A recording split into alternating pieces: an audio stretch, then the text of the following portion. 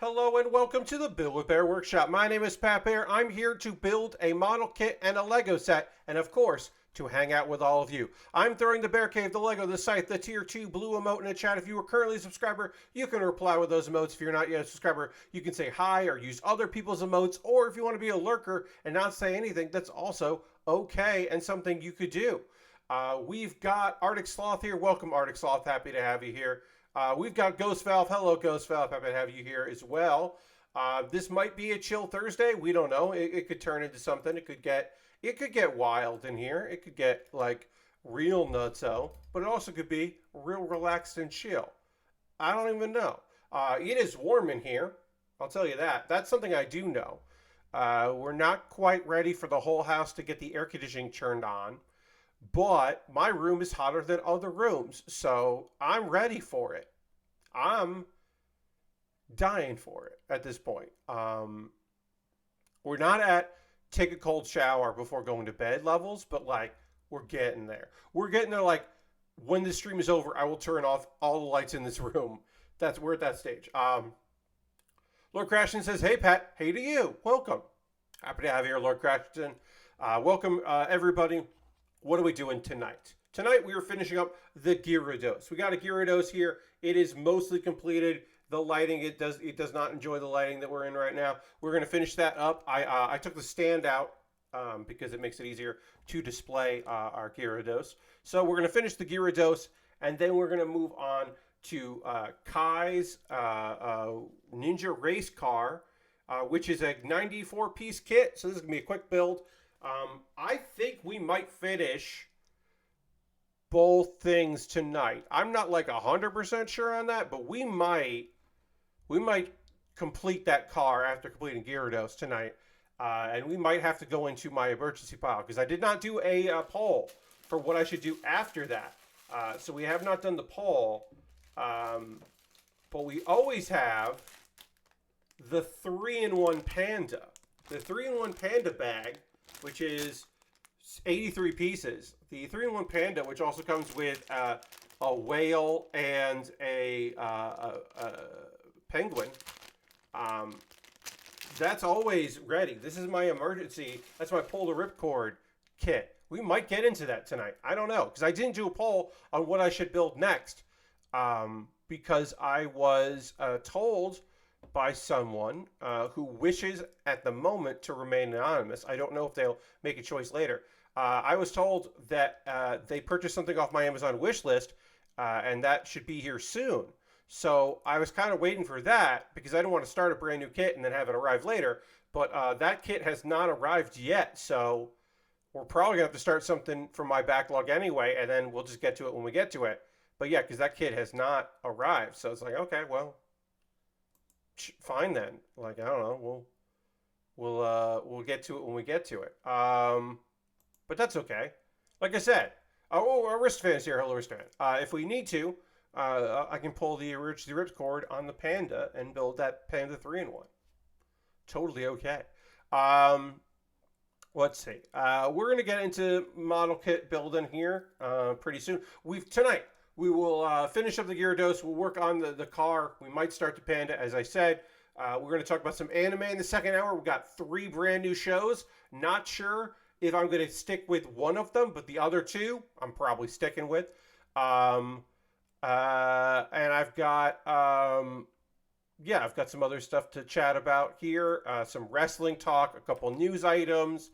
Of course, we will mention a couple things that we'll talk about that I know we'll get to, and then other things may come up as conversation demands. I'm going to retweet my tweet, see if we can get a few friends out there. We're going to go to the overhead. Hey, we're on the overhead, and let's get into it. And speaking of tweets, I feel like I should start by saying that no Twitter updates except sort of. In the ongoing saga that is Twitter. Oh yeah, we don't need to use this unless we absolutely have to. This is a no-tool job, so we should be able to do it without any tools. But, you know, sometimes it might be nice to have that for emergencies. Hey, Elon Musk lost in court. Now, it's not the Doge stuff. This is a separate court issue that Elon Musk was in. He had to delete a tweet in which he was threatening Tesla workers who were joining a union. And also, apparently, a pro union worker was illegally fired. So you don't really hear about Tesla bullshit other than like the vehicles themselves being bullshit. You don't hear as much about Tesla, the company, these days. So it is interesting when it shows up in media and people are talking about it. Apparently, Elon Musk violated U.S. labor law by threatening to take stock options away from employees who join a union, which is just like, nah, dude, you don't do that. What? Why did you think you could do that? Appeals court said U.S. National Law Relations Board can enforce its order that requires Musk delete a tweet. So this is the thing, right? So he was told that by a judge previously, and then he fought an appeal and then lost his appeal. Yeah, so he does think he can do whatever he wants, and he probably thought that Tesla was somehow above laws and labor laws. So he must have just been surprised when, at least in one instance, it was not above those laws. All right, we got our next part of Gyarados assembled here, so we can panel line it a little bit here. We can throw a little color in there.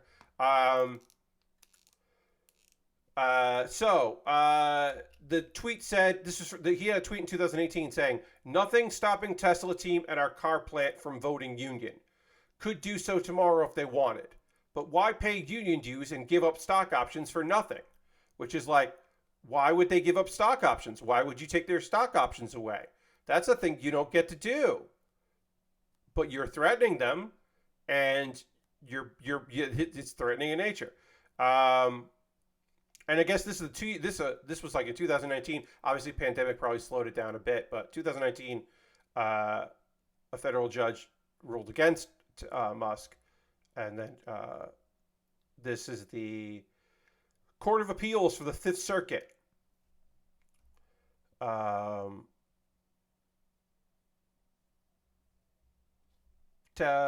Because stock options are part of Tesla's employees' compensation, and nothing in the tweet suggesting that Tesla would be forced to end stock options. Yeah. Dirty, I'm okay. Thank you, though. I do not need a beverage right now. I appreciate you looking out, but I'm going to say no. Hey, Lashbrook, welcome. So we are panelining this portion of our Gyarados. We're talking about Tesla. Lord Crashing wants me to the dance button. I will hit the dance button. Thank you for using your channel points for that.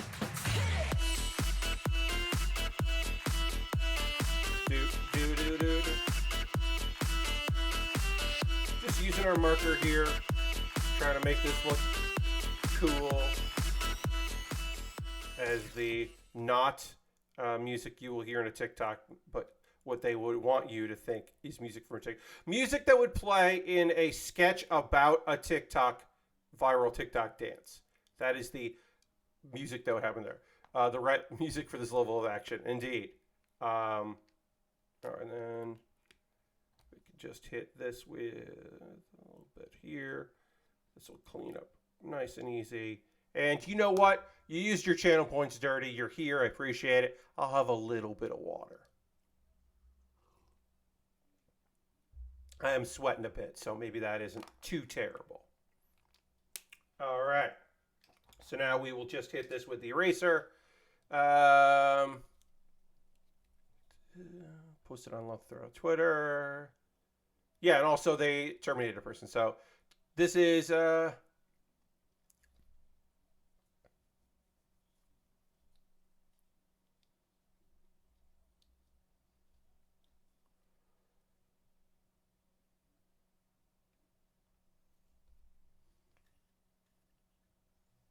Okay.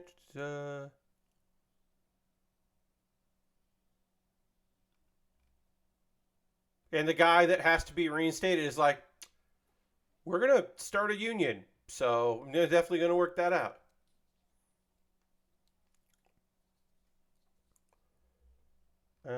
Yeah, so just kind of slam dunk against Elon Musk. It's always nice when that happens.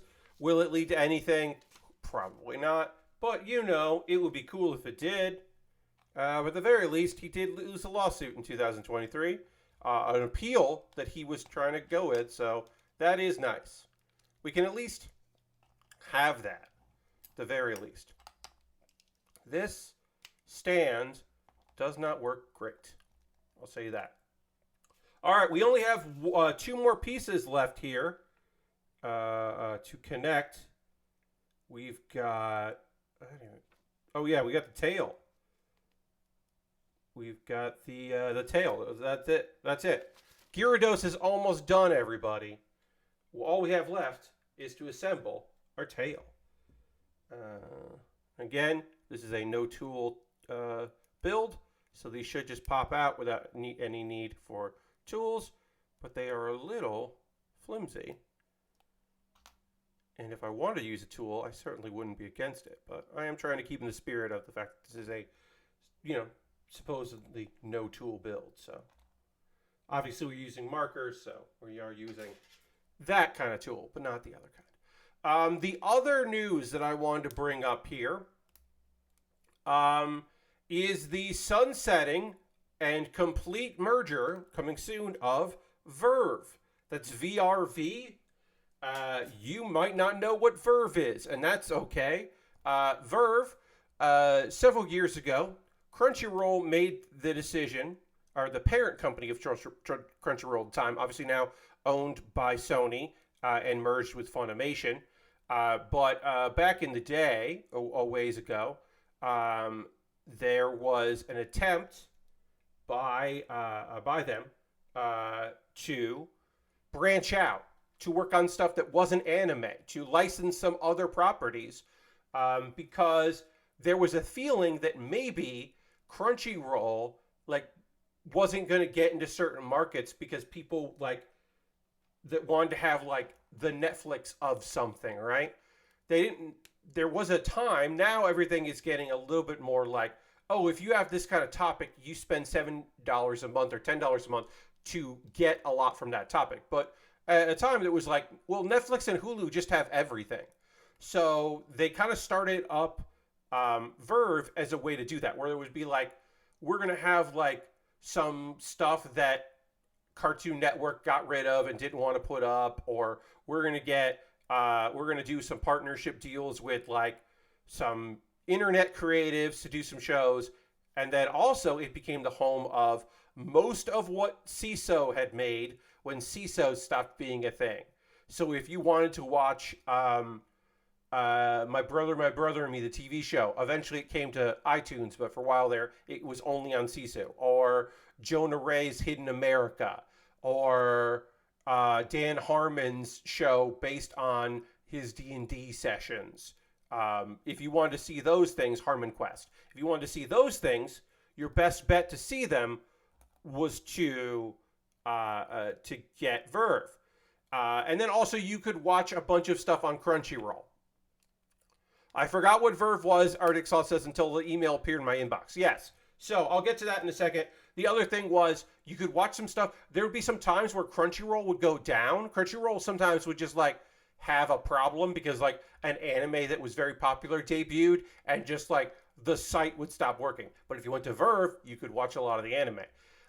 They had a partnership with when the Funimation deal died, the old Funimation deal, not the merger, the old Funimation deal where they shared libraries. When that died, Verve started hosting High Dive. So you could watch some dubbed stuff on Verve that you couldn't watch on Crunchyroll. Even though Verve was owned by Elevation, who also owned Crunchyroll, the High Dive deal was with Verve. So then eventually that went away when AMC bought High Dive. But for a while there, that was a way to watch some stuff. That's why some stuff that was on Crunchyroll and Verve suddenly went away. If you want to watch all of the seasons of Non Biyori. Season 3 of Non Biyori is licensed to Crunchyroll. Seasons 1, 2, and the movie are licensed to High Dive because this is the way things worked out. But for a while there, you could watch all of it together until the High Dive deal ended. Anyway, Verve is done. it's going to merge with Crunchyroll, but not everything, like the stuff they did with Mondo, the Mondo channel, and the Verve Select channel are not coming over, because that to me is the least fun scenario, because there was a chance that my Crunchyroll Premium subscription was gonna let me watch my brother and me TV show, the CISO show on Crunchyroll, and that would have been hilarious if I could have watched the McElroy brothers right on Crunchyroll.com.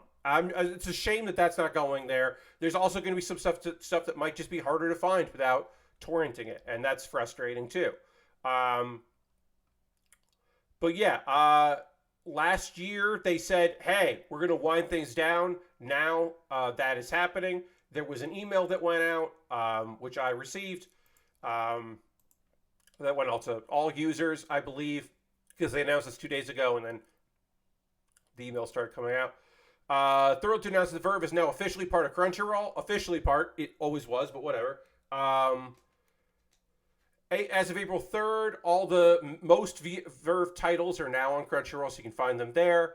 And then on May 8th, the Verve subscription just migrates. So if you were paying for a Verve subscription, but not a Crunchyroll one, it now just becomes a Crunchyroll account.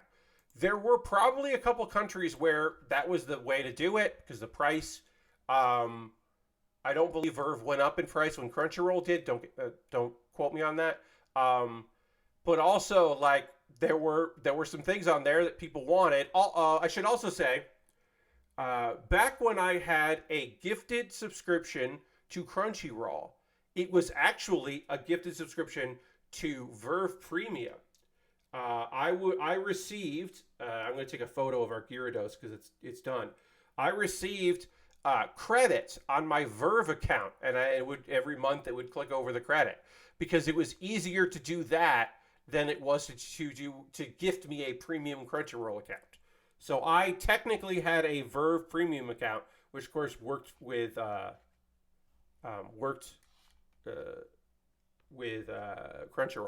So that's the end of a minor era, and it is a thing that people will probably forget all about. As Arctic Sauce said, totally forgot what it was until they got an email.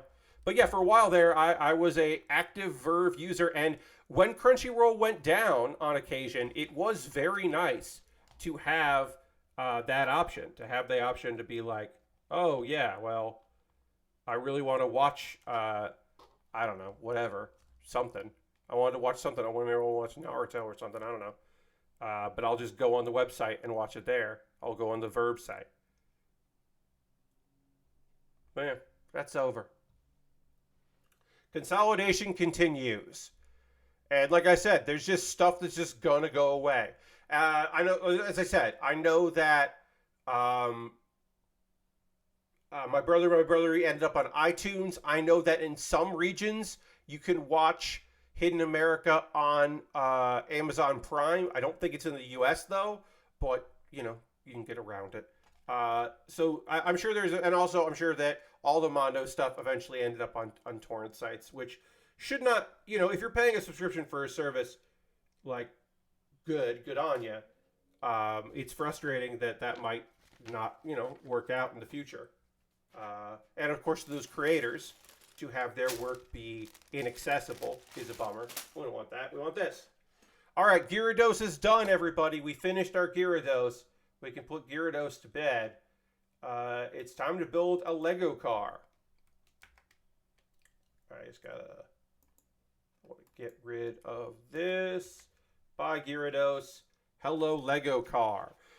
It has been a while since I built something out of Lego that was not a 3-in-1 kit. This is a one build. I'm just going to assemble all of this, and then we're going to be done with it.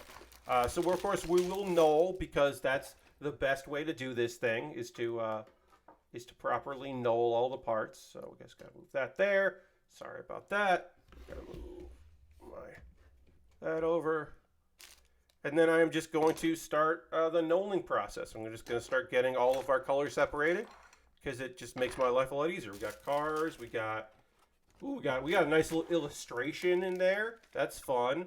a little two panel illustration of our cool car, so that Kai from some faction in Ninja Go can run out there and get in the car and go, because it is of course a ninja race car. Now, what is the difference between a ninja race car and a race car?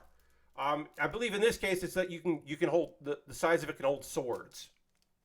I believe that is the big difference between this race car and a non-ninja race car, is that this car allows you to put katanas on the side. So, it's good. It's good to have. All right. Oh, again, got a thing you always got to do.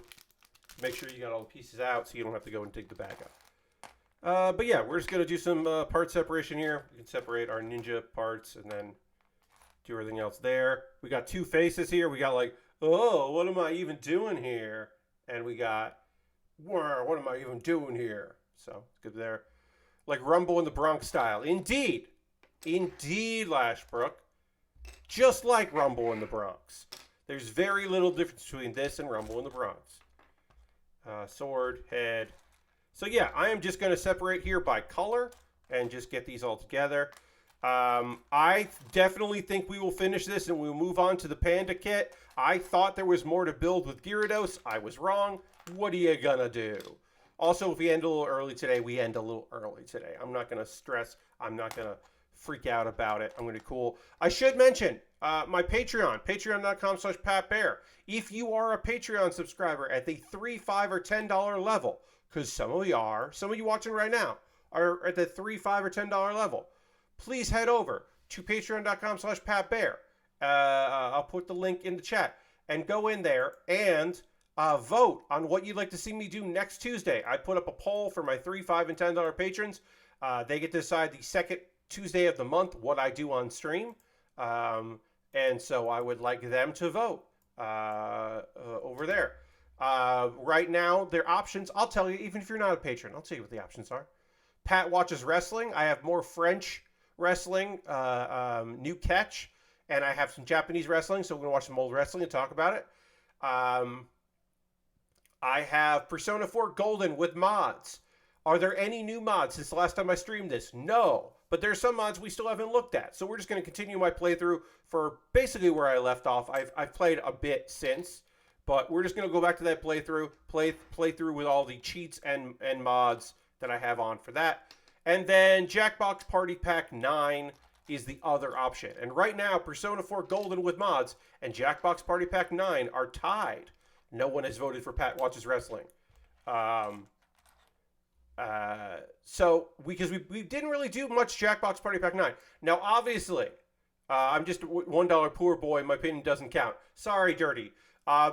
Basically, the polls went into effect as a bonus for the $3 because there was no bonus for $3 over $1, and I wanted to have something. So I put that poll in basically as a thank you to the $3, but also, hey, Dirty, thank you. You give me $12 a year, and that rules. That adds up.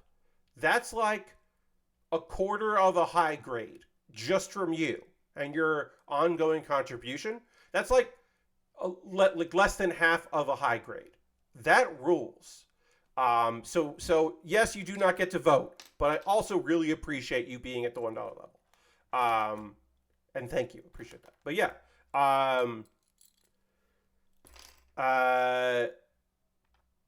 What was I gonna say? Jackbox. The thing with Jackbox is people need to show up for those streams. That's the taxation with representation. Indeed, Lord Crashington. That's the real problem with Jackbox. The only actual problem I have with Jackbox is if some of y'all don't want to hang out on a Tuesday and play Jackbox with me, then it's a fucking bummer. Now, there are a couple that are very fun games in there that I would like to play. So Lashbrook, I would say don't vote for wrestling because right now the other two are tied. Dirty says I only count as 1/3 of a $3 donor. Well, donor. So Lashberg, I would say don't vote for um, me watching wrestling because no one has voted for that, and then it'll be a three-way tie, which is the funniest choice. The funniest choice is for you to make it a three-way tie because right now you would help be a deciding factor, although other people will probably vote. I would say that I really like playing Persona 4 with cheats and mods on, so that's probably where I would vote. Um, I will say this: when people vote for a thing and it doesn't win, that often becomes a thing that I will go and do later in the month, right? Because I still will have two more Tuesdays after this one to plan something to stream. And if like a thing got votes but didn't win my poll, it means that at least some of my patrons are interested in me doing it. So I'm probably going to do it. Like, it's not a guarantee, but it's a good chance that like, we'll probably do both Jackbox and Persona 4 Golden. So vote how you want to vote. Vote what you'd like to see me do next week.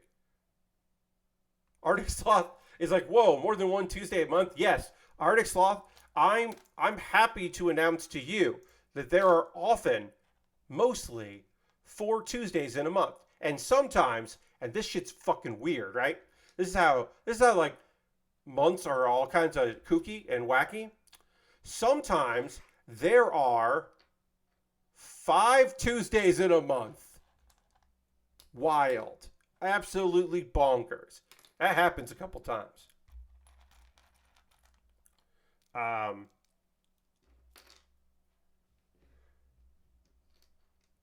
I remember there was a joke. Urstvan says, I enjoy the Jackbox streams, so I voted accordingly. And I appreciate your vote, Urstvan. Thank you.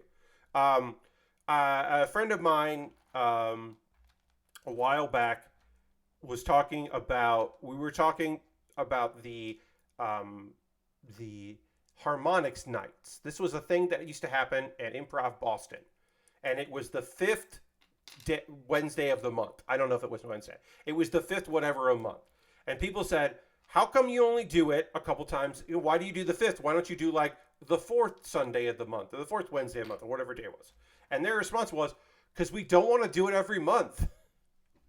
And it was like, yeah, duh, of course, sure. Totally makes sense.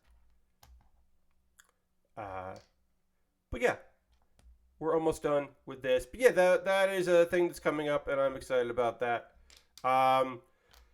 Promotion stuff has started to trickle out a little bit for Plastic Model Weekender, which is August 27th through the 30th. April. I said August. It's April. It's the end of this month is Plastic Model Weekender. I cannot announce when I will be doing it. I can only tell you that I do have a 2-hour slot. And I will be there will be 2 model kits that I'll be working on. Those model kits I will have built in previous streams. So on this channel, I will work on model kits that then I will be doing some customization. I'm going to be doing some detailing, some cool shit too on my stream. I will continue to do the card opening. So every $50 raised during my 2 hours, I will stop what I am doing and I'll open up a pack of trading cards or movie license cards or sports cards. So I'll open a pack of cards. I have a bunch of them. I believe I have 18 packs. So my goal is to raise $900, which is only a little bit more than I have raised previously. So that is the goal, is to raise $900 during my set, during my 2 hours. And I have something that'll be cool there. So I'm gearing up. I have put feelers out to make some appearances on some live streams and or podcasts in an attempt to further promote myself. I have reached out to some cool people in an attempt to convince them to let me come on their cool shit to then promote this Plamo Weekender. I should put up my teaser image here. I didn't have that easy, so give me a second here. Browse, desktop, downloads. There you are. Here it is. This is my teaser image. 4 days of model kits, charity, and good vibes benefiting the Cure Alzheimer's Fund. April 27th through the 30th. So it's a long weekender. We're doing Friday day and night, Thursday day and night, Friday day and night, Saturday all the way into Sunday. Sunday is the only overnight. Previously, we would do Friday night into Saturday into Sunday as a marathon. We are pulling back on that in order to have more time for the organizers to sleep. So we're just going to be doing Thursday, Friday, and then Saturday into a Sunday. There is a whole block of VTubers. I don't think all the VTubers are together, but a lot of the VTubers are together. Because that's the other thing that I like to say when I talk about Plamo Weekender that is unusual for people is straight up, there are VTubers doing this shit. Lots of them. There are more this year than the previous 2 years. And I think that fucking rules. I am so pleased that subset of the community is so interested in doing charity work. Of course, we have folks from all over the world participating, which is rad. And it's a good time. There will probably be some people in voice chat during my set because I will open it up. Some people have guests. Some people are very particular about that. I never bother to try to book guests because so much of my stream is me opening card packs that I would feel bad if I invited somebody to hang out from outside of the event and they just didn't get to talk to me about anything. So that's gonna be really fun. That's coming up. Let me just check out what we got going here. All right, now I am refreshing. Okay, right now Jackbox Party Pack is winning the poll. So it looks like, I mean, I can't say for sure, but I'll know probably this weekend. I'll probably tell you on Saturday what I'm doing on Tuesday, which I assume will probably be Jackbox Party Pack 9, which should be fun. Of course, 10 is coming out in October, so we're a ways away from that. Hey, this is a short little thing. I am not seeing the Mario movie in theaters because I am not interested in going to the movie theater. So I don't want to see that movie in the movie theater. I do want to see it at some point, but not in the movies. So in the future, I'll probably check that out. But also, hey, while we're all feeling good about that, a movie that once had a live action interpretation. Moving on to another video game franchise that had a live action. This seems like a bad weekend to go see it in theaters alone. Yeah, probably. From one movie to another. Hey, there's going to be a new Street Fighter movie. There's going to be a new Street Fighter live action movie, not an animated movie. They've done that several times. There was a Street Fighter 2 anime as well. No. Not that at all, friends. We're talking a full live-action movie, co-produced by Legendary Entertainment, of course, and Capcom, which is a very funny thing to be like, hey, people are talking about, between The Last of Us and the Mario movie, people are talking about video games. We should make sure people know about our video game. We don't have any information about that. Arctic Sloth has an opinion about the Mario movie. Okay, you can feel free to share that, Arctic Sloth. Always be happy to hear your opinion on something. But yeah, I'm gonna see it probably in a. I'll see the Mario movie. Also, I'll probably eventually see the Street Fighter movie because, like, sure, why are they making a live action Street Fighter movie? I don't know. They are though, because they've made two different ones. Because there was that Chun-Li one that was not good at all. So there's been two Street Fighter movies. One that is like a cult classic, and the other one that is like apparently very bad. Yes, indeed. R.I.P. Raul Julia. Raul Julia did it for his kids.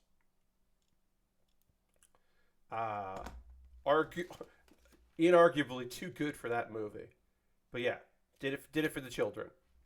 specifically his children, because they thought it would be neat. Dirty says, I'm watching Mario at 10 a.m. on Sunday, gonna beat that Easter crowd. Yeah, I could see that being well, be good in church and we'll go see the Mario movie. Yes, don't beat the kids. Yeah, nobody beats the kids. Instead, you should just see the movie if you want to, or don't if you don't want to. It is both totally okay to watch a movie with a critical eye. And also, it is okay to just go, what do I care if it's bad? I don't care. The Sonic movie, I think, was really fun. The second Sonic movie is less fun. I don't care. I don't expect much from Sonic the Hedgehog. If you're telling me one of the best games of the year is a visual novel put out kind of as a joke about Sonic the Hedgehog being dead, if you tell me that's one of the best games you've played this year, that's awesome. That is wonderfully surprising. Lashbrook says, hooray, I can finally leave work. Hell yeah, Lashbrook. But like, I don't know. I turned off my brain and just enjoyed the D&D movie. It was good. Yeah, Dirty. Dirty, I fully expect that sometime this year I will watch the D&D movie. And I will have a very good time enjoying the D&D movie. I have fond memories of the last D&D movie, which is bad. It's not good, but I remember having a very good time with my friends watching that. I watched that movie in a movie theater after hours because I had friends who were employees of a movie theater, at a movie theater, and we used to hang out in their break room. I would go see a movie. I would pay to see a movie.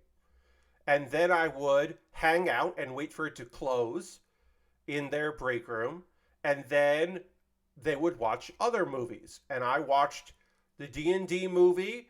I saw a bunch of movies. I saw The Crow with friends in the same way. There's a bunch of movies that I saw just like hanging out with a bunch of other friends and also employees of a small movie theater. That was a great way to watch movies. With Marlon Wayans. Yeah, there were several more D&D movies after the one you're thinking of. So I am thinking of the Marlon Wayans D&D movie. I know that there are at least other ones, but I'm thinking of the Marlon Wayans vehicle D&D movie. And then, of course, there's the one that just came out. But yes, that is how I saw one of the D&D movies back in the day, and a bunch of other films. That was a very fun way to watch bad or even good movies. Do you know what movie we couldn't watch that way? The first prequel Star Wars movie, because the Star Wars movies, by agreement with Lucas, had to be under lock and key because they did not want. This is the thing about the Attack of the Clones and Phantom Menace and all that. Phantom Menace is the one I'm talking about here. But every movie like that, every movie that was a Lucasfilm movie, had to be under lock and key, separate from other storage, and also at that time, you were not allowed to take gift cards or store credit or refunds from other things. You had to spend money to see that. If you had a gift card to that movie theater, the employees of the movie theater were not allowed to let you see a Star Wars. You had to spend money to see Star Wars. There was no seeing Star Wars for free, and they made sure that employees didn't see it for free either. That's how strict they were with Star Wars. And I remember at the time a friend of mine saying, my friend who was employee there, being like, this is the only movie that's like this. I've never had a problem with anything outside of Star Wars. I had a good junior year in high school where a friend and I would frequent a local dollar theater with the matinee showing being right after school let out. We saw a bunch of movies for 50 cents each that year. Hell yeah, Lord Crashington. That sounds rad. That sounds like a good way to do it. But yeah, I remember that being like, I wasn't even trying to see it for free. I was trying to use a gift card, and then they said no. And so then I asked my friend, like, well, they won't let me use a gift card. Like, are you going to be watching this at any point? Because I'll come back and we can work around it. He goes, oh, no, no, no. I don't have access to that movie. There's no way. Which was wild at the time, that there was just no way to watch it for free or with credit or anything. You just had to give them cash, not credit cards, but like store credit. You had to give them cash money to see it. And I remember being very bummed about that.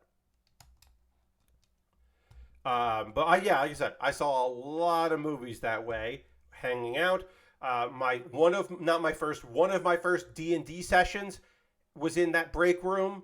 Um, the group that of friends that I had that played Magic the Gathering ended up playing in that break room a lot. A lot of Magic the Gathering happened there on breaks and after work. A ton of stuff. There are 2 stickers, 2 decals, or decals, if you're that way, for this kit. So we will apply 1 decal right now. All right, some wrestling talk. I haven't gotten into any wrestling talk here. Let's see. Sorry. What was I say here? FTR beat the Guns and won. The Guns. Those are the sons of badass Billy Gunn or Mr. Ass. Austin and Colton Gunn are no longer AEW Tag Team Champions. They lost their match, the titles versus career in AEW, and FTR are now the Tag Team Champions, and that means that they do not have to leave, and I don't like that. I don't necessarily like the Guns because they're heels, not because they're bad, but I definitely am tired of FTR, and I don't need them to be the Tag Team Champions.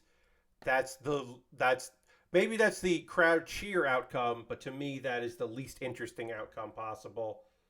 I'm a little miffed about that. Lasper says, I really think for the SF Live action, that's Street Fighter, they should cast a lot of wrestlers who would be better Zangief than Miro. Yeah, I could see some wrestlers. At the very least, if like not like characters that have a lot of dialogue, but like background characters, you should put a lot of wrestlers in the background, because that would be fun for and attract an audience that way, beyond just people being like, I know what Street Fighter is. Okay. And hey, the match of the night, weirdly enough, weird friends, the match of Dynamite last night, AW Dynamite, like the best match on the show, weirdly enough, was Rio versus Jamie Hayter for the women's championship. It's so strange that 2 of the best wrestlers in the fucking company put on a damn belter. And also, it was not as good as their last match. And it was still the best match on the card. So that fucking says basically everything about it. That like them not at 100% was still the best match. It was so fucking good. Oh, such a good different styles. It's so nice to have a Rio match in AEW where we don't have JR on commentary. That fucking rules.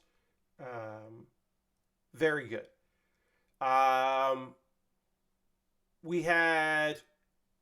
There were a lot of good matches. You're totally right. There were a lot of good matches last week. We had a fun trios match. House of Black versus Best Friends and Orange Cassidy. Orange, because they're in Long Island. Trent got a ride. Trent and his friends got a ride from Trent's mom. Sue and Sue's van made an appearance. When will Sue be all elite? We got the announcement of a pre-show, one person being all elite, and on the show, another person being all elite. When is it Sue's turn? When will Sue be all elite? You coward, Tony. Make Sue all elite. Anyway, that match was fun. They fully understood Orange Cassidy's nonsense, but then also didn't understand his nonsense. That's very good. The knife pervert himself, Switchblade Jay White, I'm not calling him a pervert. That was one of his nicknames, is the knife pervert. Jay White is all elite. We found out later in a graphic he is all elite. He showed up. The Bullet Club is back, baby. Back in AEW.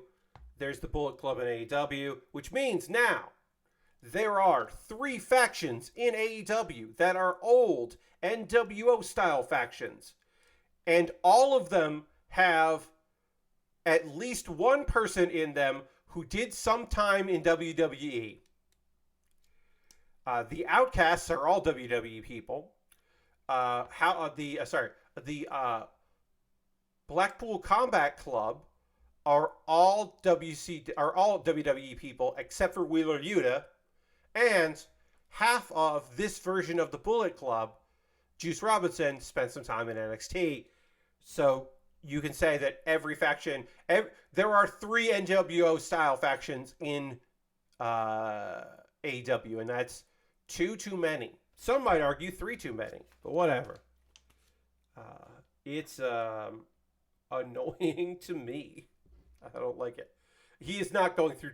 No. Jay White is not appearing in WWE. That was, of course, a weird rumor. I think he'd be more special in WWE than AEW.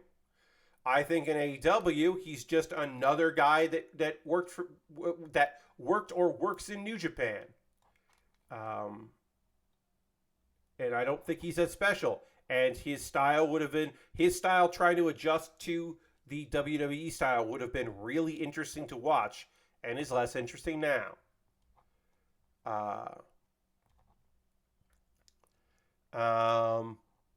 Let's see. What else do we have? Hey, here's my other thing, though. Ricky Starks getting beat up by the Bullet Club is still better than feuding with the Jericho Appreciation Society. So, in the end, even though he's getting beat up and clowned, Ricky Starks still doing good. Other things, Keith Lee has unfortunately been sucked into the Jericho Appreciation Society vortex. I hate that for Keith Lee. That is a shame for Keith Lee. Keith Lee versus Jericho is an interesting idea. It will probably lead to him fighting other members of the JAS. I'm at least less happy about that.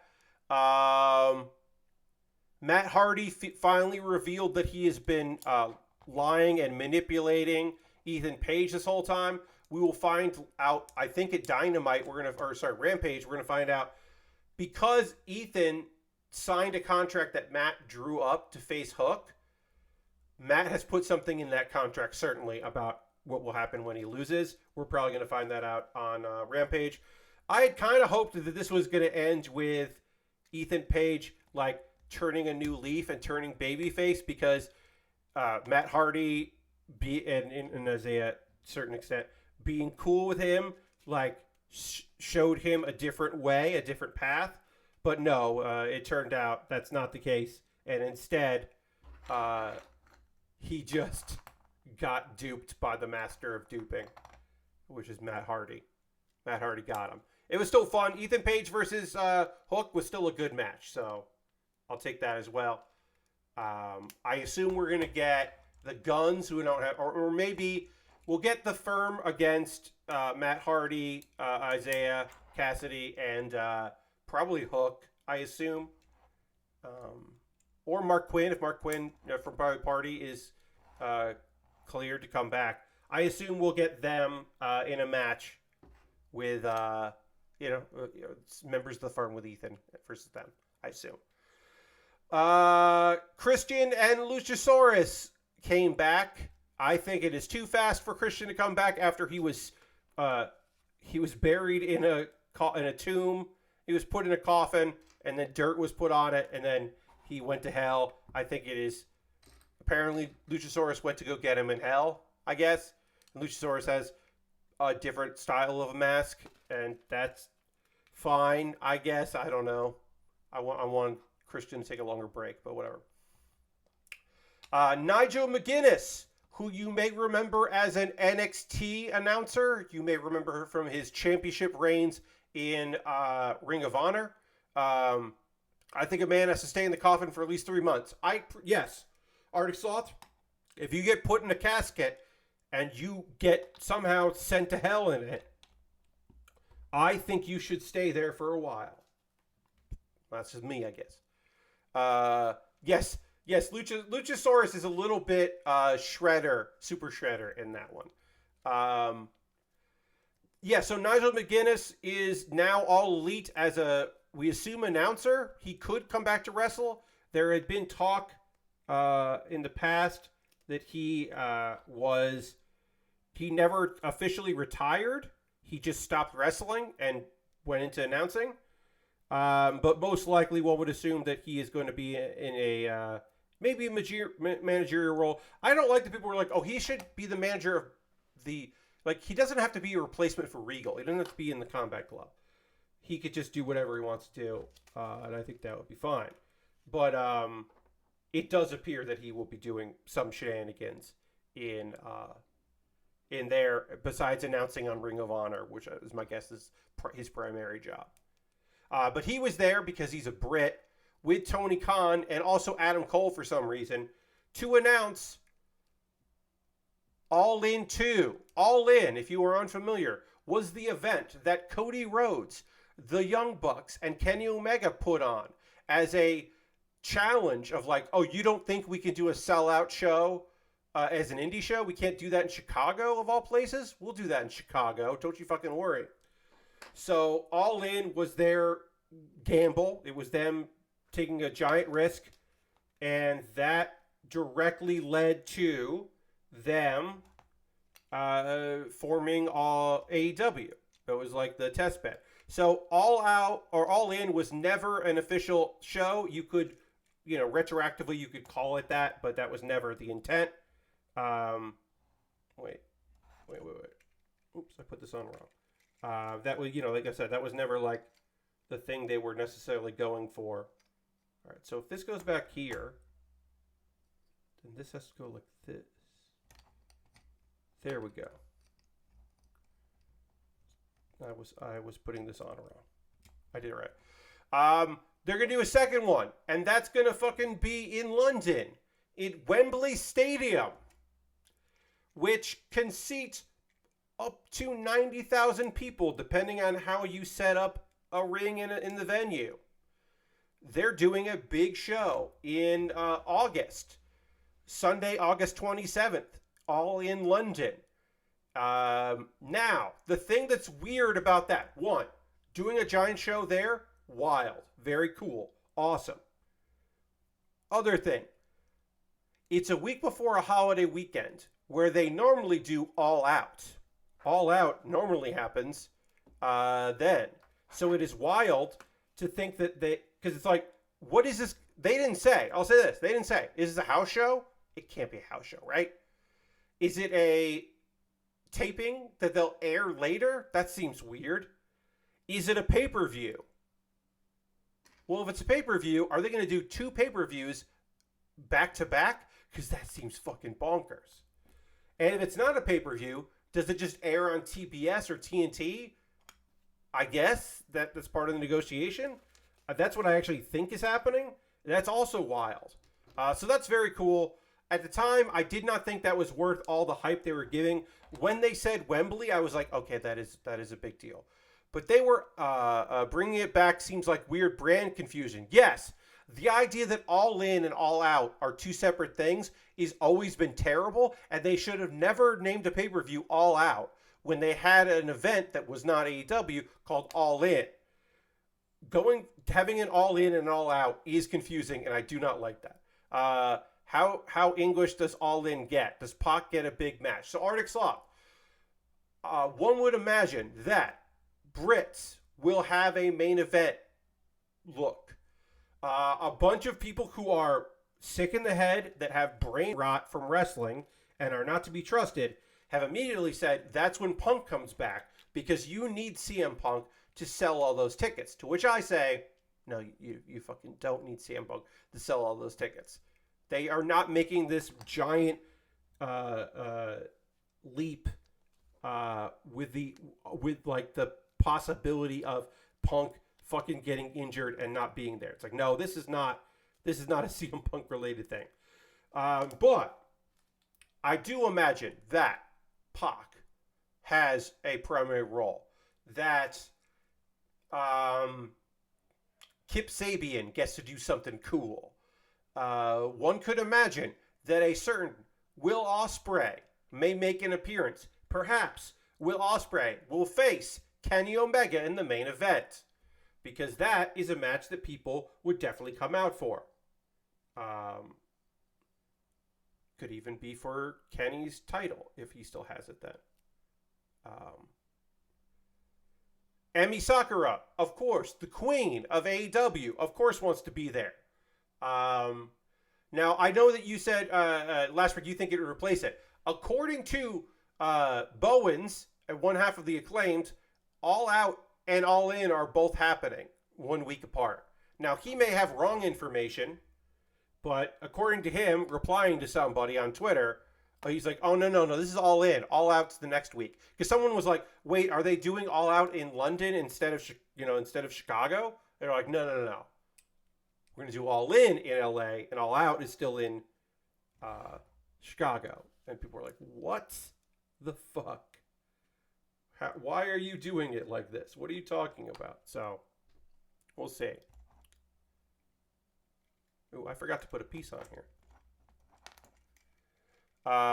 But yeah, you can imagine a lot of people want to be on that fucking show.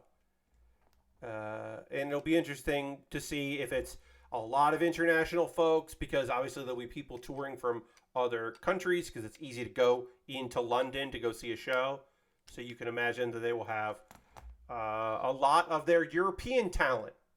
Perhaps this is Anthony Ogogo, a Brit attempt to make a return to AEW, who has just not been used. But you could see some of their international wrestlers taking part to kind of bolster stuff. Just like you see a bunch of Canadians doing things in their Canada shows. So that'll be interesting. I do think the Wembley situation, it can't be a pay-per-view then. I can't imagine them doing back-to-back. Not as easy to get into London as it used to be. Arctic Sloth, you're totally right. For certain people in certain European countries, visiting London is not as easy as it used to be. That is certainly true. Unfortunately, that is certainly true.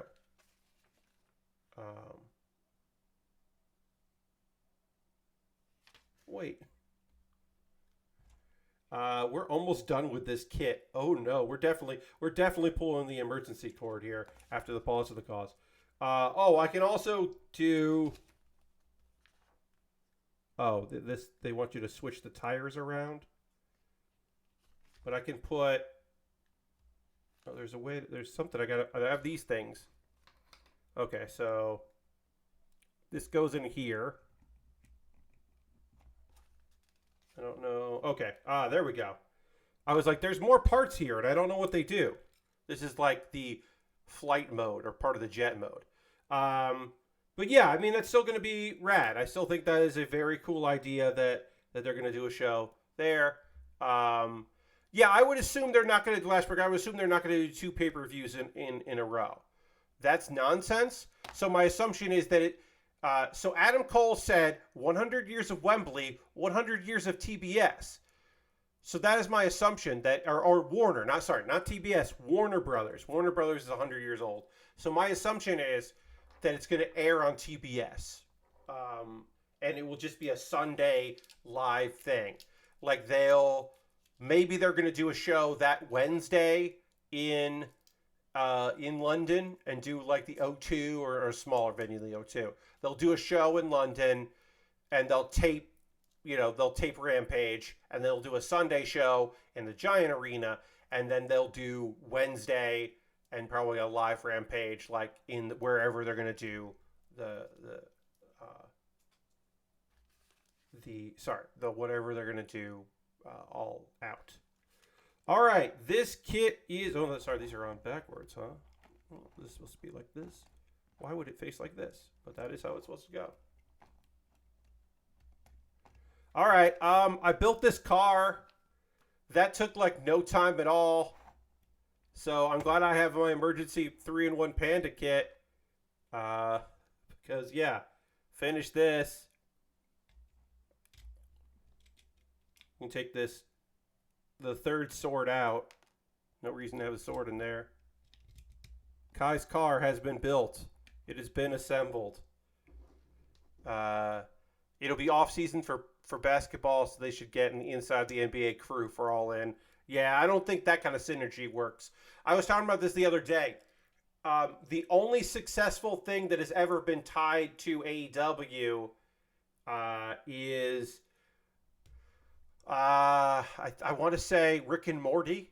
I think that's it. I think the Rick and Morty match is the only successful a tie-in where the thing is not desperate. You know, like people were like, "Well, House of Dragons did really well." Yeah, but the thing that it was based on had a very poor finale, and people were down on it, and people were wary of House of Dragon going in. There was a lot of people that weren't sure if it was going to be any good. So to have like that, like to me, like nah, like Shark Week is a shell of its former self. Lastbrook, I don't remember. It wasn't. There was a match where people dressed as Rick, where Best Friends and Orange Cassidy dressed as Rick and Morty. That was a sponsored match. That was a tie-in with Adult Swim. But of course, there was the Shazam match. There's the House of Dragon night, Shark Week stuff. But when people are like, "Oh, this thing should have a crossover with AEW," I'm like, "Is that thing in trouble financially or critically? Then they don't do it with the wrestling. Wrestling, the AEW doesn't right now get anything super cool. Like I mean, let's be real. The most successful. They didn't do a tie-in, but TNT and TBS both aired a lot of Harry Potter video game ads because they assumed that wrestling fans would want to play that video game, which is probably not inaccurate, but that's what happened. All right, so I got to take a photo of this car. Finally saw a picture of the TurboTax ads at WrestleMania, and holy hell, yep. The WWE's most the most money they've ever made at WrestleMania, the most profitable WrestleMania ever, was this WrestleMania because there were lots of ad sponsorships like TurboTax and Cinnamon Toast Crunch and a bunch of other things. And they made a ton of money doing that. And so if you were like, well, that's a weird thing, get used to it. There's just going to be more of that shit. They're not going to do less of it. Are those LCD screens on the barriers a new thing? No, they've had that for a while. There are the LCDs that go all around the ring are the actual like ring like all the way around on the sides. Those are not new. They've had those for a year and change. The big screen that was over the stage, that was just because they were in such a huge venue. So that is not typical. How do they get tables from under the LCD ring aprons? The LCD ring aprons, you can still pull the ring apron up. It's still movable because the LCDs are the way those are made. You can still move it around to get stuff, but also they don't pull tables out from under the ring as much as their competition does. All right, so we're gonna take a pause for the cause.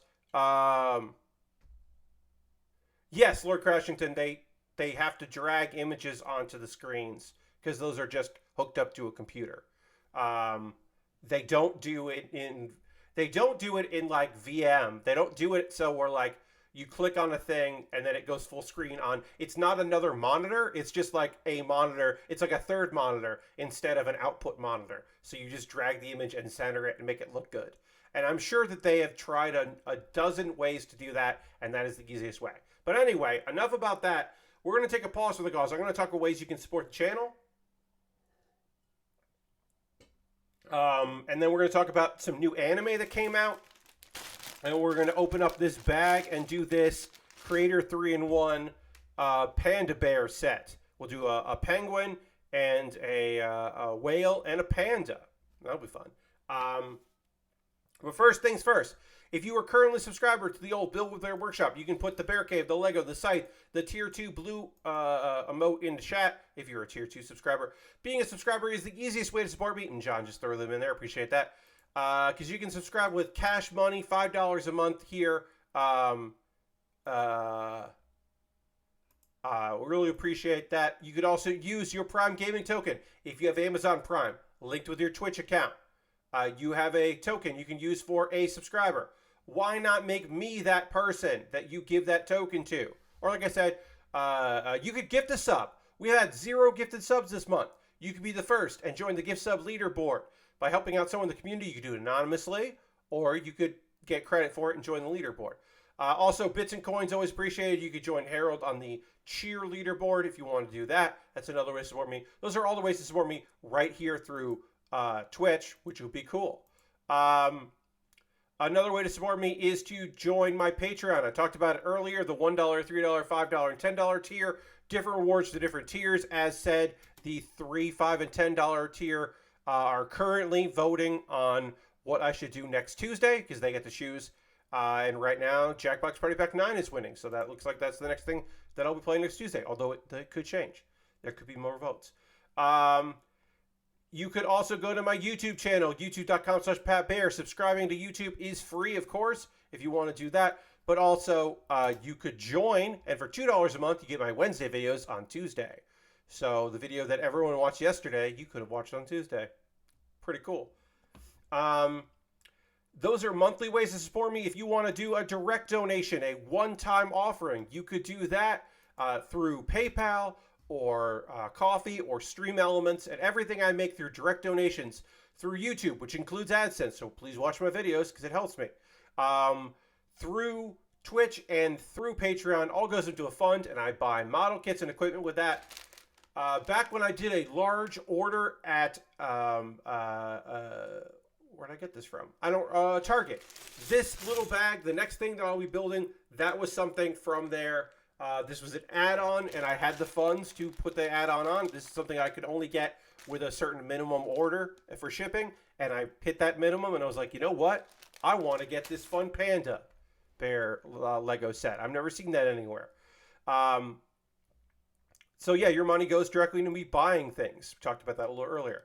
I do have an Amazon wish list. Someone has bought something off that wish list who wishes to remain anonymous. So in the future, I'll be building that. If you would also like to do that, if you'd like to join that anonymous person and buy something for me to build, I have some inexpensive Lego sets, including some 3-in-1s. Another bag 3-in-1. There's a parrot one in there that looks pretty neat. I'd build that in a heartbeat. I've got some model kits, inexpensive kits, expensive kits, kits that are on sale, kits that have free shipping, kits that don't have free shipping. All kinds of different things in there. Some stuff from Witcher Mercury, some stuff from some older series. There's a real grade in there for $33. The Freedom Gundam real grade. I'd like to build that. That's a good price for a real grade these days, unfortunately. So yeah, if you saw that and you're like, well, Pat should be able to build that, you could buy it, and then I would. If you want to build a high grade, a 1/100 scale high grade of the Gundam Maxter, yes, that is $38. Yes, that is high for a kit that came out in 1995 or 4, but that is a great kit that I would love to build. That is a 1994 high grade 1/100 scale kit, which I would be thrilled to put together. It's expensive, like I said. But you can buy that. I make a dedicated video on my YouTube channel about what you bought. There's some gear at the bottom because it's always nice to have some gear options. Let's see. Other things. My alternatives to that are my throne wish list, because maybe you want to support me financially. Maybe you want to buy something for me to build on stream. You don't want to go through Amazon. You're tired of Amazon. I get it. I understand you. Go to Throne instead. Or you can always just go to USA Gundam Store. It's more steps there. You make an account. You buy a gift card. They send you an email with the gift card code. You send me a whisper on Twitch or a DM on Twitter. And see if that's something that you would like to do. You know, you just give me a gift card, and then I'll buy something USA Gundam Store. Those are all ways to support me that cost money. You can always join my Discord. That's free. I do not charge for Discord access. Uh, some people put Discord behind a Patreon. It's a Patreon reward. I didn't do that. There is a forum. There's a channel that's just for patrons in my Discord, but I have never made that a requirement because why would I? It's just a nice place for nice people. Join my Discord. It's cool. Couple other video links. We'll have a new episode of Pat Baer's Anime Club up on Monday. I just figured out what that's going to be. I think it's going to be pretty good. But this most recent one was my live stream episode. I streamed it, which was me talking about the winter anime season and previewing the spring anime season, which has started. And you'll have to apologize for 1 second here. Sorry about that. So watch that if you didn't see it live.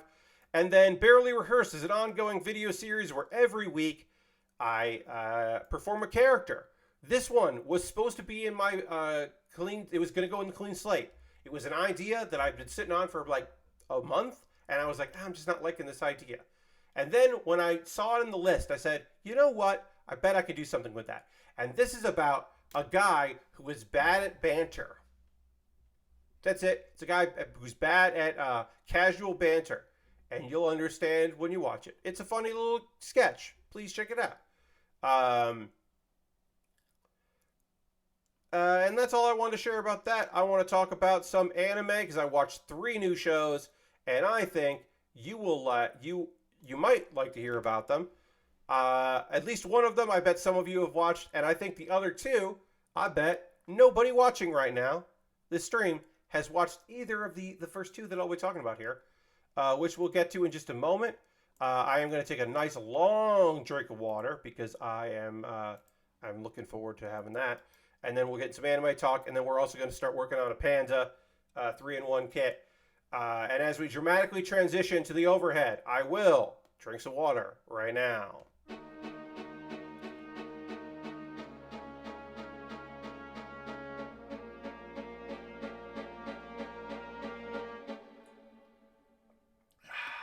I just drank a whole lot of water, and now I'm going to wipe my brow with a napkin, a Christmas napkin that I just have. I just happen to have. It's really fucking warm in here, everybody. Anyway, it's Panda time. We're pulling the emergency ripcord on the Panda kit. I could just pick a Lego or a model kit. I have model kits in my backlog. This is not like the last thing in my backlog to build. It's just this was the emergency one, and it'll be fun to build it because it's not that many pieces. It's 83 pieces, and not every piece will be used in every kit. It's like nothing. So we're gonna do that. We're gonna work on that here. It's a Panda, and yeah. There's the Panda pieces here. Wait, do I have to go online? I have to fucking use a website for the other 2. That's how they get you on this one, I guess. The Panda is the only instructions that come with it, and the other ones are on the Lego Builders like website. I was wondering if was a Panda, if that was a Panda or a Badger. No, yeah. So we got a Panda. And we have a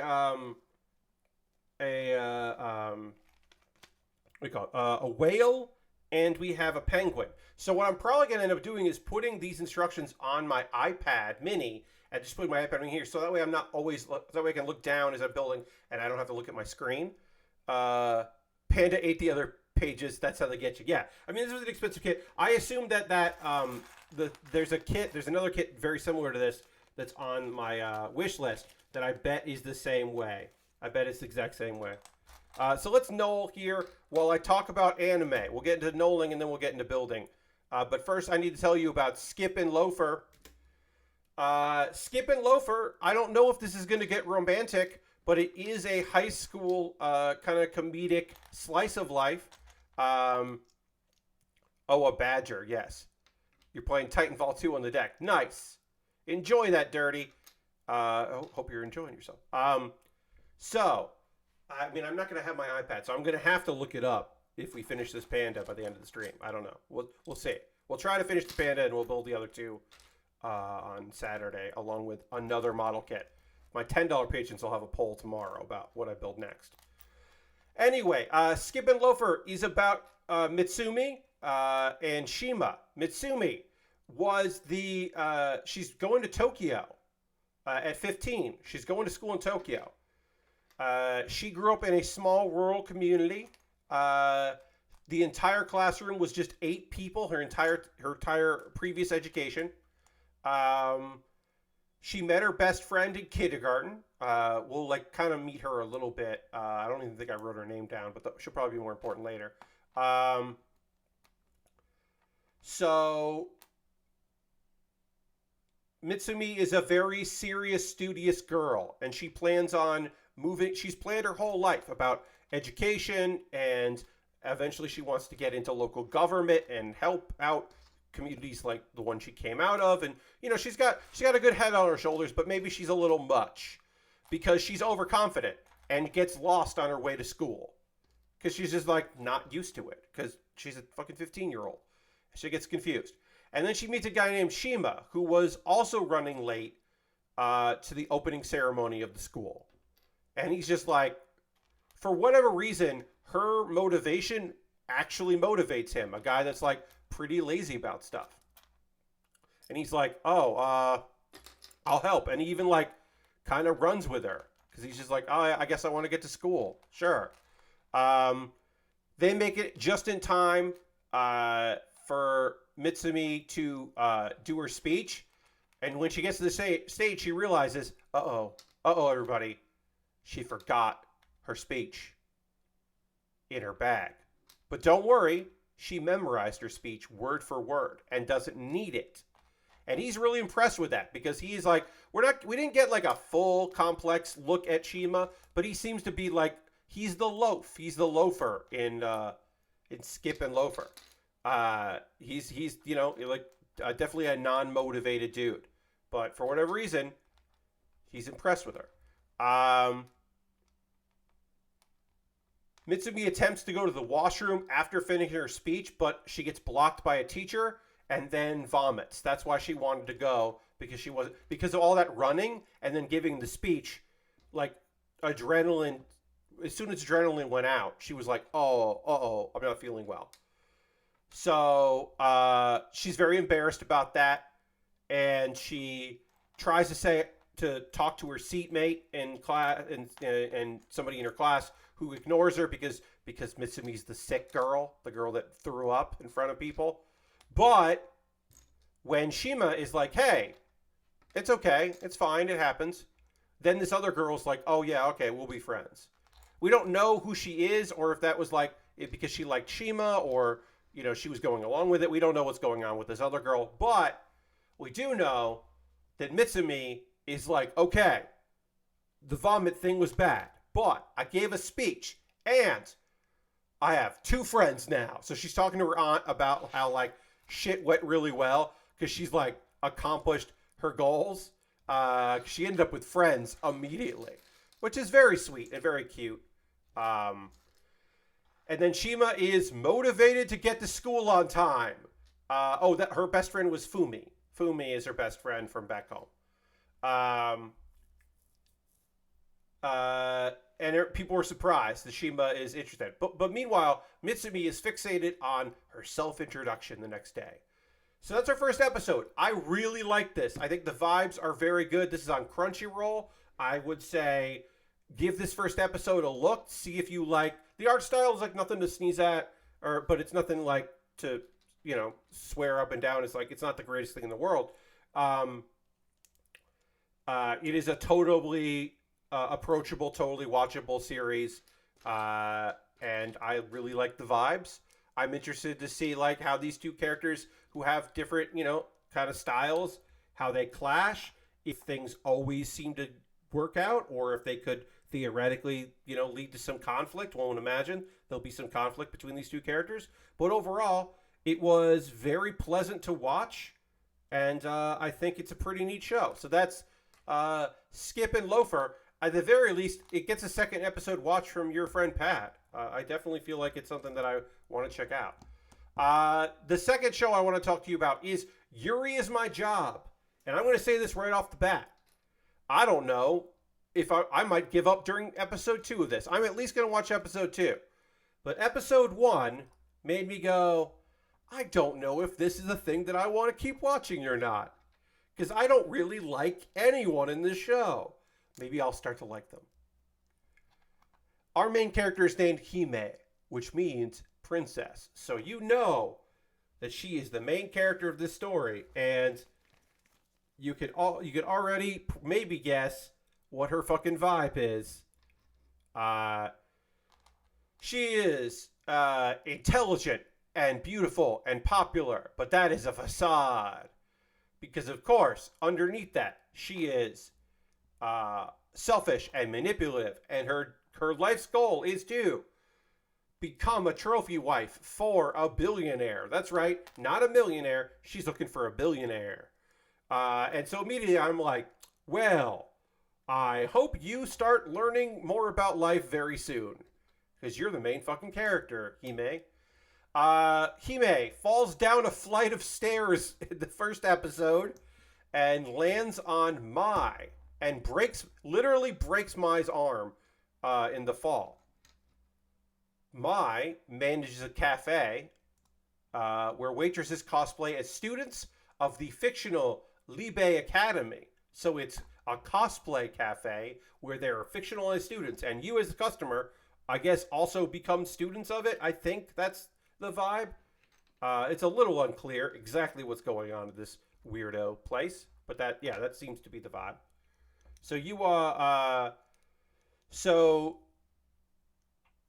Hime's like, hey, sorry. And then Sumika, who is another waitress, and Mai, who is the owner, are like, you have to help us here until my wounds heal. Like, you've got to step up and help us because you broke my arm and I can't work. So that's how Hime ends up working there. And she's like struggling to kind of figure it out. And she's like, the whole shoujo manga vibes are strange, and like she doesn't do a great job. But like Mitsuki, who is her fellow waitress, is really kind when they're.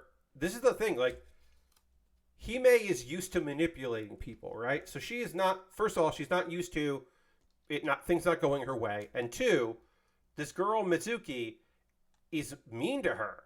She's straight up nasty to her, like immediately nasty when there's no customers, and Hime is very surprised about that. We meet Kaneko, who is her friend, who is Hime's friend and knows Hime's true nature, and is surprised that she's got this weird job suddenly. Meanwhile, Hime and Mitsuki are gonna act like sister-like best friends. That's the role. And Mitsuki is just like, no, I will not do that. And it's a weird thing, and Hime doesn't know why. And basically, like, Hime forces her into it, to doing this. And Hime is like, I don't know this girl. I don't know what I did. I don't know what's happening. Why is someone telling me that she despises me? Does not understand what's going on at all. And I did not like it. Look, maybe my assumption is that he may at some point manipulated someone Mitsuki knows or Mitsuki. Is this a queer love story? Or is this girls that are pretending to be queer? Like, Yuri Is My Job is the fucking title of it. So is this, like, gonna turn into something? Will I like any of the characters? I kind of like Mai, the cafe owner. I sort of like her, but not, like, really. So I'm going to give Yuri Is My Job, because it's got such a weird title. I'm going to give this one more episode. I don't think that this is going to be a show for me. I can't see myself long term watching more of this, but at least I'm going to give it one more episode because, like, it's not a, like, oh, no, I'm done. I'm not doing this kind of a show. That wasn't, like, my immediate response, but I'm like, you're on thin ice, is kind of like my vibe right now. Or, yeah, I just don't know if this is going to be something that I want to keep watching. These instructions, because it's such a small little kit, like, they don't do the thing where they tell you all the parts you need. So I'm constantly just like, oh, wait, I missed a step. I'm constantly almost missing a step of every part of this panda that I am putting together. But whatever, it's easy to fix if I fuck it up. All right, next step is another part of the panda. Oh, this is the, okay. Now I get it. These are the legs of the panda here. And that's the arm of the panda. Fun. All right, let's talk about the last show that I watched. I got a cheat ability in a different world and became extraordinary even in the real world. This is an anime that I have read the manga of, and I like. This is the same mangaka that did the Seeds of Evolution, which I did not enjoy. And I enjoy this one. And I know that sounds weird. I know it sounds weird because this is a story where to get to where you need to be in the story, we have to go through a lot of... How do I put this? Our main character goes through a dramatic change and then his life gets better. And part of that dramatic change is that he becomes tall and muscular and handsome, where he was overweight and unliked and considered ugly. But I will say that he was a good guy the first time, and some people understood that he was a good guy. And I still think that he would have had some cool parts of his life if he hadn't gotten this unbelievable cool abilities and traveled to a different world and all that. So I'm willing to give this a little time because I did like where the manga goes, because this is a dude that is just trying his best and seems to be having a good time. Do I like the idea that it starts with, or by the end of this episode, him dramatically changing physically and that changing his luck? No, I don't particularly like that. I don't love that part of it. But I'm willing to at least give it some time. Whereas Seed of Evolution, every part of Seed of Evolution bummed me the fuck out. This is not bum me the fuck out. So we got our guy, Yuya Tenjo. Yuya has been bullied because he's overweight, as I said. Even his own parents prefer his younger brother and sister because they are attractive and just as smart, but they're like go-getters. So his parents have always treated him poorly. Everyone in his life has treated him poorly, except his grandfather, who has passed away. His grandfather always treated him well. And he actually lives in a house he inherited from his grandfather. So on the way to that house, he passes a convenience store, and a girl is being harassed by some thugs. And our guy tries to intervene. Just says, like, hey, leave her alone. What's going on? And he manages to do that. And he gets beaten up pretty damn badly.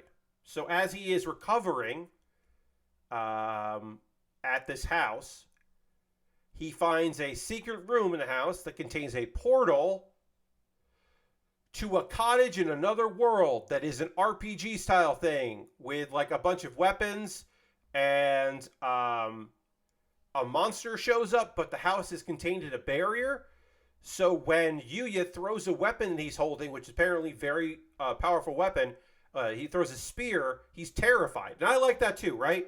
He doesn't go, well, I'm in a fantasy world, immediately go into action. He's like, holy shit, that's a monster, and there's a barrier here, but I'm still a scared dude. I'm still like a teen, and I'm frightened. But he's like, I guess I'll throw the spear.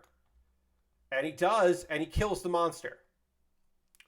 and he gains, because apparently he's in a very dangerous area that he doesn't know that, he gains like 100 levels. He instantly powers up, and his body evolves and he becomes tall and muscular, and he, therefore attractive. Uh, and then he's like, "Oh, my clothes don't fit." So he trades items in that world for Japanese currency, and he gets new clothes, and then he goes to high school. Uh, so he just like goes back to school because he's been off for a little bit healing from his wounds, and then people instantly treat him different because of course they would. But his younger siblings are still fucking dicks, and now they're jealous of him because their loser cousin or loser younger brother or older brother, I should say, is suddenly like interesting to people. So they start to try to harass him. Meanwhile, the girl that he helped, Kaori, shows up in like a limo and immediately recognizes Yuya, even though he's changed, which is weird. And that's where episode 1 ends. Again, I enjoy this manga. I will probably keep watching this. I can't. There are going to be isekai this season that I will say, this is a fun isekai to watch. This is not that isekai. Now, the idea that he goes back and forth between two worlds is interesting, and there are characters in that world that I like, and there are stuff about it that I think are really cool. So I would say that's worth checking out. But I don't know if this is like I said, the idea that he's going back and forth between worlds is good. Dirty says, I didn't even give Kamikatsu a full episode. I noped out when the MC woke up after a tug job after dying in the real world. I may even watch if more word comes out that it's a good anime. I'm trying to remember which one that is. It's the anime. Oh, that's the work for God in a godless world. Yeah, no. I know that's bad. I can tell you from reading the manga, Dirty, I don't think that's going to be a good anime because I gave up on that manga after 3 chapters. I had like 10 or 15 to read, and I was like, actually, no, fuck this. Look, if you're telling me that a guy who died in a cult as a sacrifice in a cult on accident, in a cult, wakes up in a world without a god, and he's like psyched about that, and until it turns out that world actually needs a goddess or gods because the state run, like the state just acts like a shitty religion. Like, that's an interesting idea. But then the part where it's an ecchi comedy, I'm like, nah, I'm good. Hello, Nathan. We're talking about some anime. I'll tell you that I recommend that I would say Skip and Loafer is very cute, and I'm going to keep watching that because I think that was a really fun first episode. Yuri Is My Job. I did not necessarily like the first episode. I'm going to give it another one to see where it goes, but I did not enjoy any of the characters. And I got a cheat ability in a different world and became extraordinary even in the real world. I thought was pretty good. I like the manga. I don't think I can recommend it to people, but I like it. For Saturday, I will be talking about My Love Story with Yamada-kun, level 999. Episode 1 I thought was great. I'm looking forward to episode 2. I'll be talking about episode 1 of Otaku Elf, which is on High Dive. I will be talking about Too Cute Crisis, which is also on High Dive. And I will be talking about Mashal, Magic and Muscles, which is on Crunchyroll. And Summoned to Another World for a Second Time, which is on Crunchyroll. Will I watch all? That's 5 anime I'll be talking about on Saturday. At least one of those, if I want to watch, will get pushed to another day. I don't know which one. Because on Monday, I'll be talking about Mobile Suit Gundam The Witcher Mercury Season 2, which is the only Season 2 show that I'll be talking about on a weekly basis, because the other ones I'll just watch whenever. But that one I feel like I do want to watch with y'all. So we will do that. The Aristocrats' Otherworldly Adventures Serving Gods Who Go Too Far, which I don't know if I can recommend to other people, but I like the manga, and that is a totally watchable isekai. I'm watching episode 2 of that, episode 2 of My Clueless First Friend, which I really liked, and I will be trying Why Relinia Ended Up at the Duke's Mansion, which is a otome game style isekai that I have never read the manga for, but I have heard good things, so I am giving that a try. Again, don't know if that's going to be good, but I'm going to give that a shot, because that does seem like it might be okay. So I have a lot of anime to watch. Too Cute Crisis is my like dark horse pick this season. It is about an alien who is planning to. She's on a mission to decide if they're going to destroy the Earth or not, and she's all for destroying the Earth until she ends up at a cat cafe and finds out what cats are, and is just like, "What the fuck are these cute, wonderful things? Holy shit!" That's a great premise for a show. I'm on board for that nonsense. So I'm probably going to watch that. And Otaku Elf is, I don't know anything about it except that there is a lazy elf that works at a shrine. And that is all I know about that show. But it seems to be an all-girl show and seems to be... I don't have a girls doing things slice of life. That is, we've been short supply this year. They just haven't had them. The closest we had was that sports anime about judo, and I did not like that show. So the idea that maybe there will be an isekai, or not isekai, a slice of life about cute girls doing things. If that has to be Otaku Elf, then fucking fine. I'll watch Otaku Elf.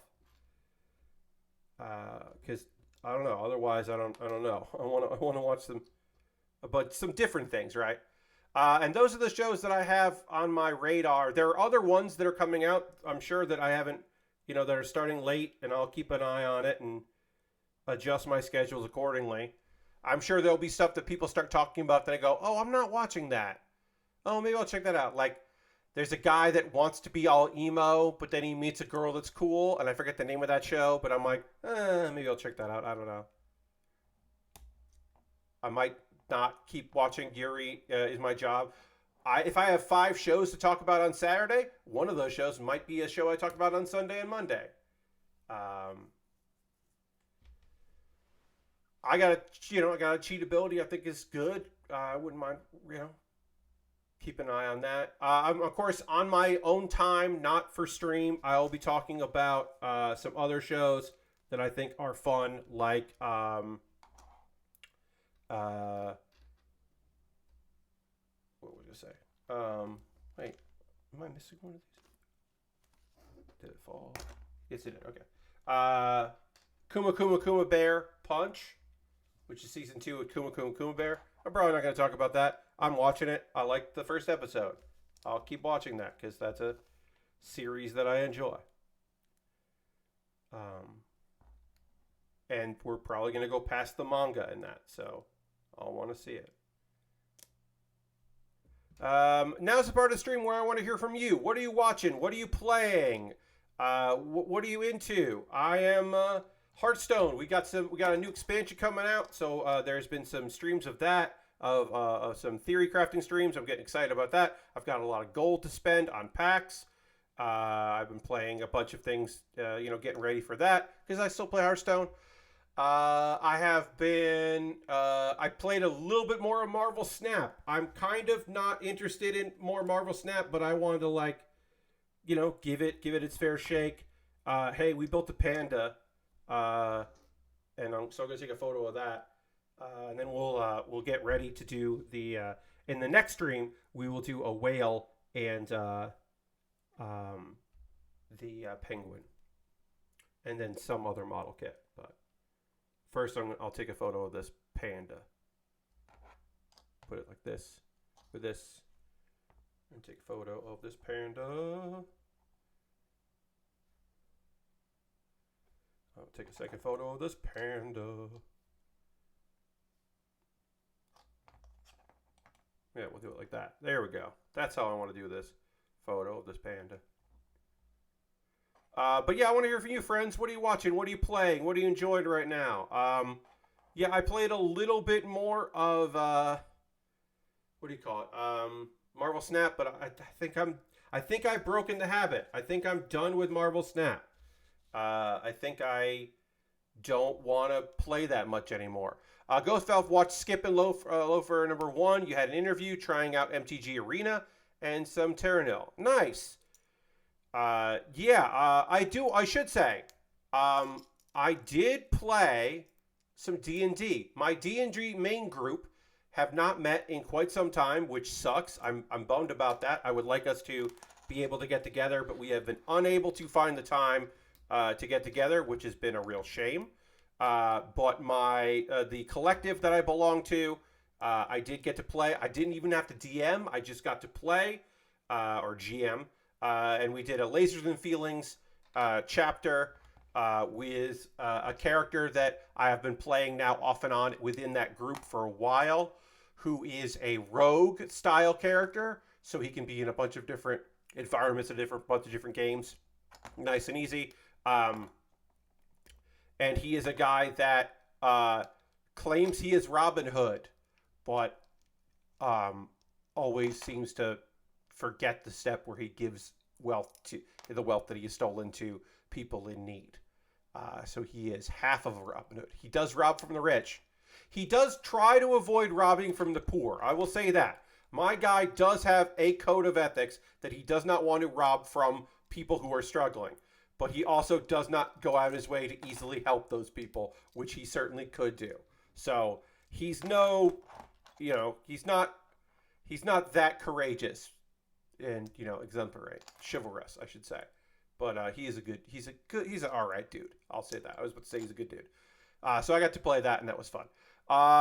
Lord Crescent played some Meet Your Maker, hoping to finish my first outpost this weekend. Hell yeah. I really enjoy watching people bang their heads against outposts in Meet Your Maker. That is not a game that I would be interested in playing, either side of it, the building or the trying to win and beat some challenges. But that is definitely a game that I enjoy watching people have good and or bad times playing. I think that is a very enjoyable game for that. So we're just no link here. We're going to get our pieces separated. We're setting up so that I can have my iPad mini out on Saturday with the instructions for the penguin and the whale. And I'll just put that right here, and I'll be able to look at the instructions instead of having to look up over here, which I would not want to do. Let's see. Lashberg says, been rewatching Birdie Wing and G-Witch. Because we're getting more Birdie Wing and more G-Witch. Because both of them start this weekend. Yes, read through all of Tepu, and it's refreshing to have an MC who just sucks. I mean, yeah, but that's true. That's definitely a reasonable take on it. It is nice sometimes to have that. Just having one of the things that's great about ReZero is eventually our dude, Subaru, some stuff does work out for him. He has to work very hard for things to work out for him. But it is nice that eventually he does start succeeding, but also Subaru just sucks shit for so much of that series. This is ReZero I'm talking about in this case. That it is also fun to just watch him totally overestimate himself and totally fall flat in his face. But yeah, I'm glad you're enjoying Tepu. I don't think I've ever actually read it. But that is fun. Oh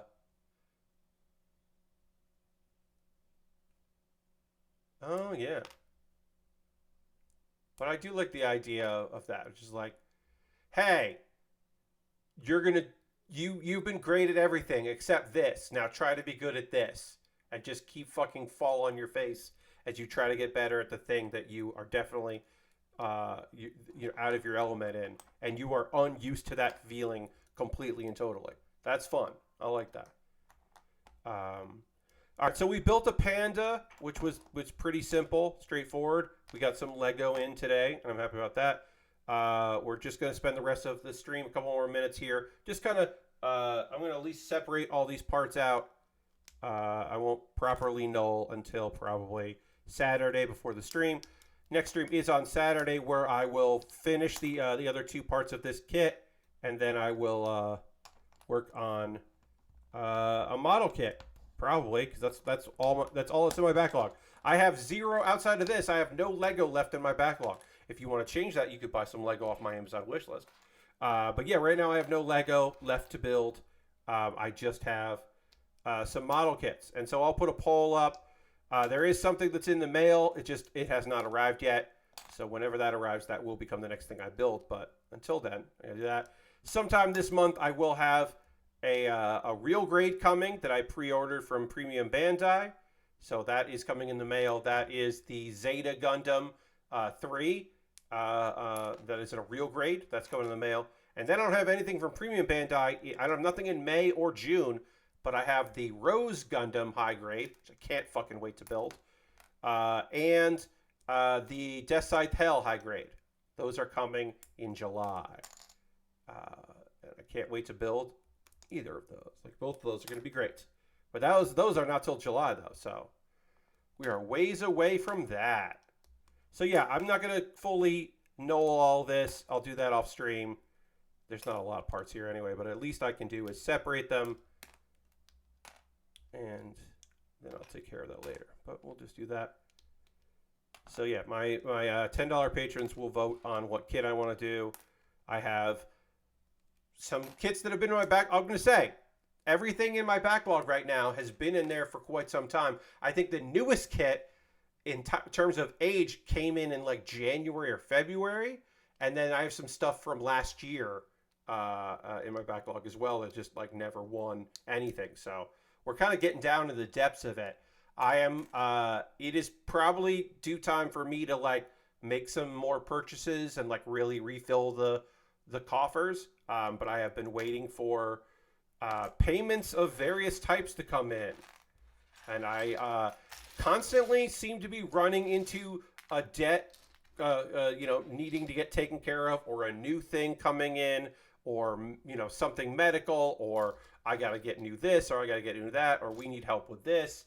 That seems to be fucking never ending for your friend Pat Baer. And that is really fucking frustrating when I just want to like buy a bunch of model kits to build in the future. So I don't know.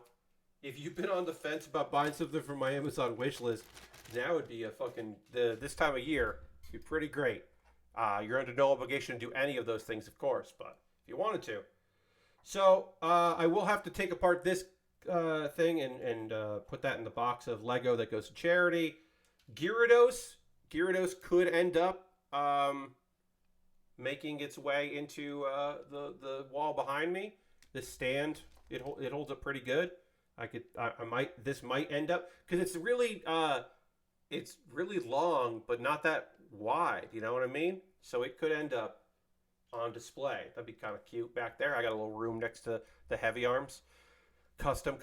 But that is going to do it for our stream tonight. I want to thank everybody for spending a little of your time with me. I hope you had a good time on the stream. I did. Yeah, I want to thank you for spending a little time. We are going to raid. That is how we end every stream around here on the old Build with Baer workshop. We're going to find somebody doing some cool shit out there and go spend a little time with them. As John says, we always end with the raid. So let's see what's going on in the world of, stuff here. Who's doing things, and people that we know and people that we like. Who is doing this? There's a company that is doing stuff. We might raid. We got a couple options here, but I want to see who is streaming in this crew. And how long have they been streaming? Oh, they've been streaming. All right, we're not going to go raid this because they have been streaming for, well, almost 3 hours. So maybe they will be close to being done. I don't even know. Do we want to raid them? Sorry, I am being indecisive, and you don't need that. You don't need that in your lives. You don't need me to be indecisive about if we're going to raid these people or not. We're not going to. I have made the decision that we are not raiding these folks. We're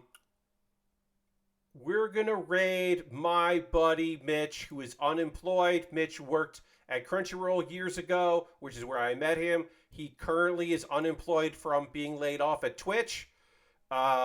So he was one of the layoffs at Twitch. So we're going to go raid my buddy Mitch, who has been streaming for just 2 hours, so he should be around. He is playing Thief Simulator because he's unemployed. So it's time to do crimes, I guess. So, yes, we love P2. Yeah, love P2. Yeah. Mitch just rules. He's just like a good person. And like we really bonded over a weekend of working at the same. We weren't even working together. We were just working for the same company one weekend at a con and hit it off. But yeah, feel free to come along in this raid. I hope you have a great rest of your night. I hope you have a good time hanging out with Mitch. And I will see you on Saturday for more model kit building after some Lego building. Goodbye, everybody. Goodbye, goodbye, goodbye, goodbye, goodbye, goodbye, goodbye.